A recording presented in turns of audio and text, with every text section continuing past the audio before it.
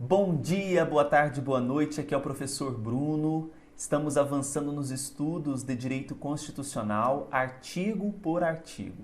Hoje nós vamos falar sobre os incisos 7º e 8º, sobre assistência religiosa, sobre escusa de consciência, tá? Duas informações. Primeiro, um convite para vocês adquirirem o nosso curso de 1.300 questões de Direito Constitucional. Esse curso ele está disponível no site eleitoralcombruno.com.br. Segundo, é um pedido que vocês curtam esse vídeo, se inscrevam no canal, assim você estará incentivando a publicação, a divulgação dos próximos vídeos. Sobre assistência religiosa, o artigo 5º, inciso 7º, prevê que vai ser assegurada, nos termos da lei, a prestação de assistência religiosa nas entidades civis e militares de internação coletiva. Então veja que vai ser que é assegurada nos termos de uma lei, né? Então veja que essa lei ela vai regulamentar essa garantia de prestação de assistência religiosa nas entidades civis e militares de internação coletiva. Importante ressaltar que a assistência religiosa ela não vai ser instrumentalizada para fins de disciplina, correicionais ou para estabelecer qualquer tipo de regalia, benefício ou privilégio. E vai ser garantida mesmo a pessoa presa submetida à sanção disciplinar.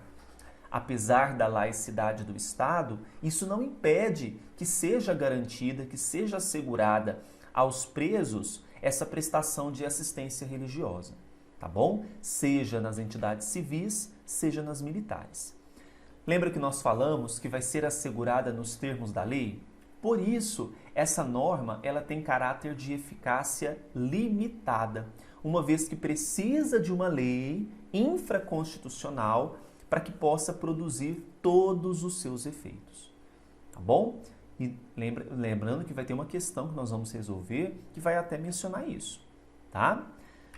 Já o inciso 8º, ele fala que ninguém será privado de direitos por motivo de crença religiosa ou de convicção filosófica ou política, exceto, salvo, se as invocar, ou seja, se invocar essa crença religiosa ou convicção filosófica ou política, para se eximir de uma obrigação legal a todos imposta e recusar-se a cumprir prestação alternativa fixada em lei.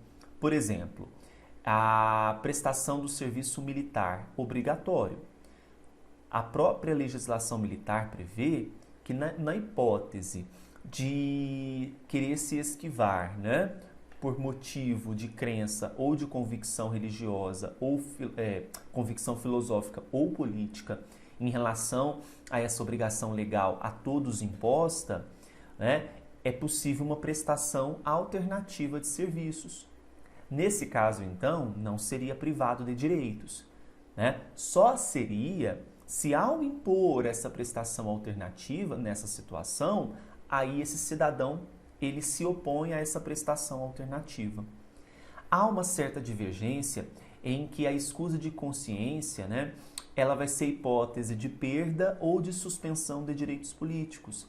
Há vários doutrinadores que colocam como hipótese de perda, né, mas a própria legislação militar fala de suspensão. Então, nós temos que observar, a própria banca FCC já teve questões que falou que é perda, teve questões que falou que é suspensão. Observando a legislação, a gente entende que é uma hipótese de suspensão. Até mesmo o Supremo Tribunal Federal já se manifestou sobre isso, colocando que a hipótese de perda seria unicamente o cancelamento, por exemplo, de uma naturalização. Tá bom? Além disso, a escusa de consciência por motivos religiosos, filosóficos ou políticos é protegida constitucionalmente, exceto nos casos de invocação para se eximir de obrigação legal imposta a todos e de recusa de cumprimento de prestação alternativa fixada em lei. Ok? Diferente da do inciso 7º, nessa norma, pessoal, nós vamos ter uma norma de eficácia contida, ok? Ou seja, ela vai ter aplicação imediata, ok? Mas vai ter certos limites que vão estar fixados onde? Em lei, tá certo? Como eu falei para vocês, há essa certa divergência entre suspensão ou perda de direitos políticos. Em 2015, no concurso para o Departamento Penitenciário Nacional, nós tivemos a seguinte questão: no sistema prisional, a assistência religiosa não deve ser usada na avaliação disciplinar do preso ou do internado. Veja que essa questão vai ao encontro do que nós falamos no início. Está correto? Eu não posso utilizar a assistência religiosa como parâmetro na avaliação disciplinar. 2. Ao assegurar a liberdade de consciência e crença, a Constituição Federal reafirmou ser o Brasil um país laico, apesar de admitir a prestação de assistência religiosa nas entidades civis de internação coletiva. Perfeito.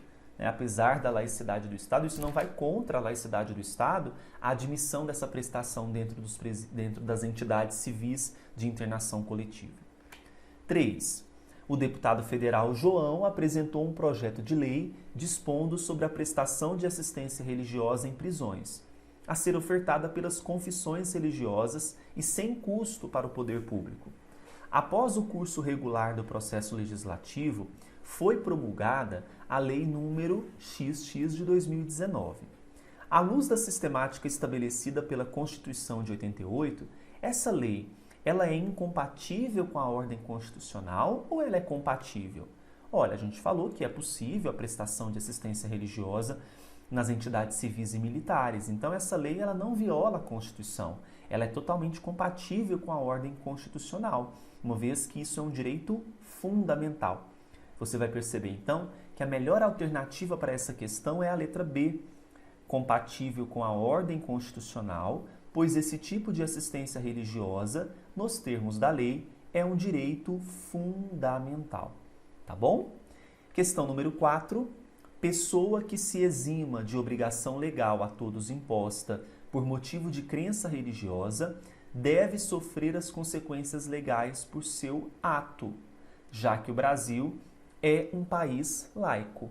Olha, pessoa que se exima de obrigação a todos imposta por motivo de crença, em regra, ela vai ser prejudicada? Não, né, pessoal? Já que o Brasil é um país laico, essa questão foi totalmente fora da caixinha. Incorreta. Questão número 5. Alfredo é um brasileiro com 35 anos e em pleno vigor físico e mental. Invocou um motivo de crença religiosa para se eximir de determinada obrigação legal a todos imposta. Nesse caso, de acordo com a Constituição Federal, Alfredo. Essa questão da Banca Fundação Carlos Chagas é aquilo que eu citei para vocês. Em 2018, colocou que é uma hipótese, pessoal, de privação de direitos, tá? Então, perceba o seguinte, Alfredo, brasileiro com 35 anos e em pleno vigor físico e mental, invocou o motivo de crença religiosa para se eximir de determinada obrigação legal. Só prestando atenção, a letra A fala que ele não vai ser privado de direitos, ainda que se recuse a cumprir prestação alternativa. Então, a regra é que ele é não privado de direitos. Mas se ele recusar a prestação alternativa, aí sim. Então, falsa a letra A. B. Não será privado de direitos, ainda que se recuse a cumprir prestação alternativa. Falso. C. Será desde logo privado de direitos, uma vez que não é admissível invocar motivo de crença religiosa para o fim de se eximir de obrigação estabelecida em lei. A regra é que pode, né? Exceto para quê? Para se recusar a cumprir uma prestação alternativa fixada em lei. A letra D, então, vai ser o gabarito. Não será privado de direitos, salvo se ele se recusar a cumprir prestação alternativa fixada em lei. Tá bom? Então, gabarito, letra D. Hoje, então, nós avançamos mais um pouquinho no direito constitucional. Se não curtiu o vídeo, curtam, se inscrevam no canal e até o próximo, na terça-feira. Lembrando que todas as terças e sextas temos direito constitucional. Tchau, tchau. Agora, pessoal, se você gostou do vídeo, dê o seu like, se inscreva no canal e clique no sininho para receber todas as novas publicações.